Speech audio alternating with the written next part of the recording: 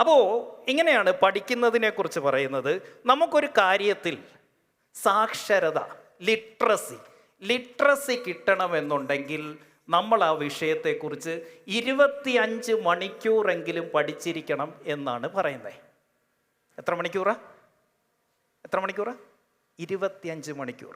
നമുക്കൊരു കാര്യത്തിൽ ഫ്ലുവൻസി ഉണ്ടാകണമെന്നുണ്ടെങ്കിൽ 100 മണിക്കൂർ പഠിച്ചിരിക്കണം എന്നാണ്. നമ്മളൊരു കാര്യത്തിൽ മാസ്റ്റർ ആകണമെങ്കിൽ you have to learn for 10,000 hours. എന്തുകൊണ്ടാണ് ബിസിനസ്സിൽ നമ്മൾ ഉദ്ദേശിക്കുന്ന പ്രോഫിറ്റ് കിട്ടാത്തതെന്നറിയുമോ? ബിസിനസ്സിനെ കുറിച്ച് 25 മണിക്കൂറിൽ കൂടുതൽ പഠിച്ചിട്ടുള്ളവരൊന്ന് കൈപൊക്കിക്കേ.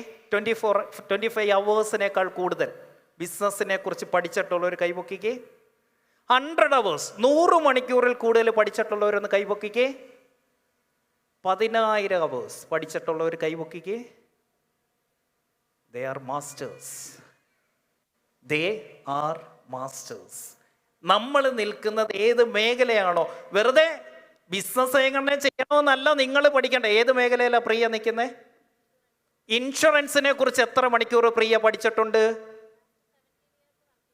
എത്ര മണിക്കൂർ വർക്ക് ചെയ്തല്ല, പഠിച്ചിട്ടുണ്ട് എന്നാ ചോദിച്ചത്. കേട്ടില്ല? എന്ത് പഠിച്ചു? കസ്റ്റമർ അടുത്ത് പോയിരിക്കുന്ന എക്സ്പീരിയൻസ് ആണോ ഈ പഠനം എന്ന് പറയുന്നത്? എവിടെ പോയാ പഠിച്ചേ? ഏതൊക്കെ ബുക്ക് വായിച്ചു ഇൻഷുറൻസിനെ കുറിച്ച്? എത്ര ക്ലാസ്സുകൾ അറ്റൻഡ് ചെയ്തു? ഏതൊക്കെ പ്രൊഡക്റ്റ് പഠിച്ചു? ഏതൊക്കെ കമ്പനിയെക്കുറിച്ച് പ്രിയ പഠിച്ചു? എവിടെയാ 10,000 hours ഇൻഷുറൻസിനെ കുറിച്ച്? 10,000 hours ഇൻഷുറൻസിനെ കുറിച്ച് പഠിച്ചെങ്കിൽ പ്രിയ ഇന്ന് എൻ്റെ മുന്നിലിരിക്കില്ല, ഞാൻ പ്രിയയുടെ മുന്നിലിരുന്നേനെ. ശരിയാണോ? തോന്നലാ നമുക്ക്. നമ്മൾ വന്നപ്പോൾ പറഞ്ഞില്ലേ, മാർക്കറ്റിംഗ് പഠിച്ചിട്ടുണ്ട്, അതുകൊണ്ടാണ് തൊടുന്നതെല്ലാം പൊന്നാക്കുന്നേ. ആ ഇൻഡസ്ട്രി അരച്ച് കലച്ച് കുടിച്ചിട്ടുണ്ടിരിക്കുക, അതിൻ്റെ റിസൾട്ടാണ് കാണുന്നേ. ശരിയാണോ? അതാണ്, അവരാണ് മാസ്റ്റേഴ്സ്.